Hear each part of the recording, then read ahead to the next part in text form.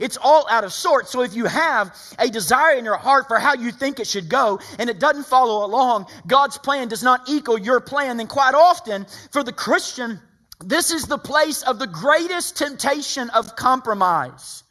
God, I need that relationship to be here, and it's not, so I'm going to date someone who I know you don't want me to date because it sure is better than being alone.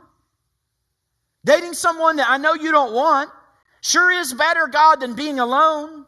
Father, I need something. I know I don't have the financial resources right now, but I do have a City Discover credit card. And I'm going to violate the biblical principles because I want it, and I want it right now, God. We live in the culture of the immediate, the tyranny of the urgent. But listen to me. Taking things into our own hands doesn't seize our destiny, it sabotages our destiny. In so many ways in our lives, our need to control others, it's the form of idolatry. But look at me. Lean in. The worst form of idolatry is not the controlling timing, controlling outcomes, and controlling people. The worst form of idolatry is trying to control God. This is called religious idolatry. The worst idolatry is religious idolatry, where we believe by our performance that we can make the God of the universe do what we want.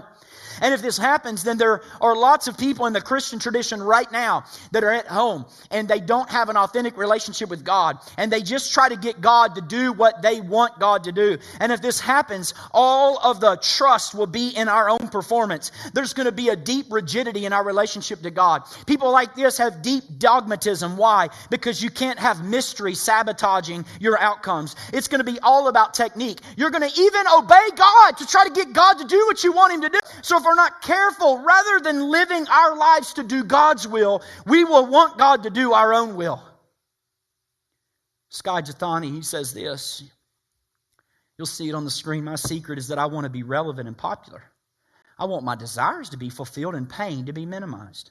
I want a manageable relationship with an institution rather than a messy relationship with people. I want to be transformed in the image of Christ by showing up at entertaining Sunday events, rather than through the hard work of discipline. I want to wear my faith on my sleeve as an American and not look at the darkness in my own heart. And above all, I want a controllable God. I want a divine commodity to do as my will as it is in heaven. And y'all, this is the great challenge for us, the idol of control. So here you have Jesus' final words on the cross. And what does He say? Surrender. Father, into your hands I commit my spirit. Think about this. The Christian life on earth is lived between my God, why have you forsaken me? And Father, into your hands I commit my spirit. That's our whole Christian existence. My God, why have you forsaken me? And Father, into your hands I surrender. That posture. When it's not going how I want it to go, even though it costs me, Lord, here I am. This is the life of surrender. Y'all, listen to me. This is my hardest challenge in life. I'm not talking about salvation today. I'm talking about people who have followed Jesus for years but have never come to this point of surrender. Listen to me. Obedience is a momentary decision. It's evaluated moment by moment. But surrender is the posture of the kingdom. It just says, I start with yes, regardless. Jesus' opening manifesto, he's 12 years old in the temple. His family leaves him behind. They come back, Mary's mad. What in the world did you stay here for? What did he say? I got to be about my Father's business. That's his opening manifesto. In the Sermon on the Mount, Matthew 5, 6, 7, he speaks of the Father 17 times. The Father is central to his understanding of kingdom ethics. Listen to me. He's moving to the Paschal Sermon, the Paschal Discourse, John 14, John 15, John 16. He uses the word Father 45 times. In the next chapter, John 17, the high priestly prayer of our Father, of our Savior, Jesus Christ, he uses the term Father 6 more times. And now the last words on his lips before he goes and before he dies and he's put in a tomb, he says, Father, into your hands I commit my spirit. and tell me what happened to Jesus every day of Holy Week. But that's not what God's asking of you this Holy Week. He's saying to you, I want you to give the relationship up. And you need to hang out over the fear of datelessness. And you need to hang out over the fear of loneliness.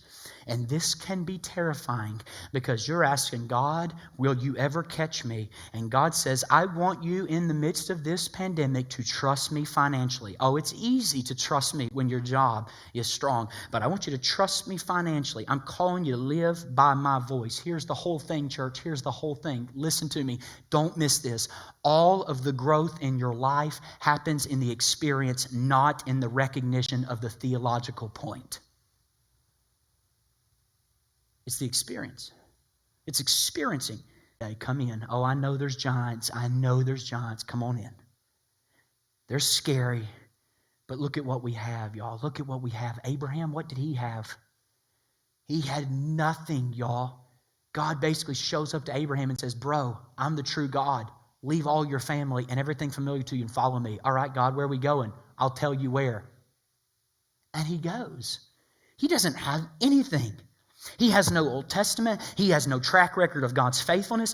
He has no, Father, into your hands I commit my spirit. He has no 2,000 years of watching God work in the lives of saints on every country in the planet. He doesn't understand the resurrection, but he just leaps out and he says, I'm going to follow Yahweh. And we have this giant track record of the faithfulness of God, the history of the church. And we can say, even though it feels crazy in this moment, I know he'll work it out for my good.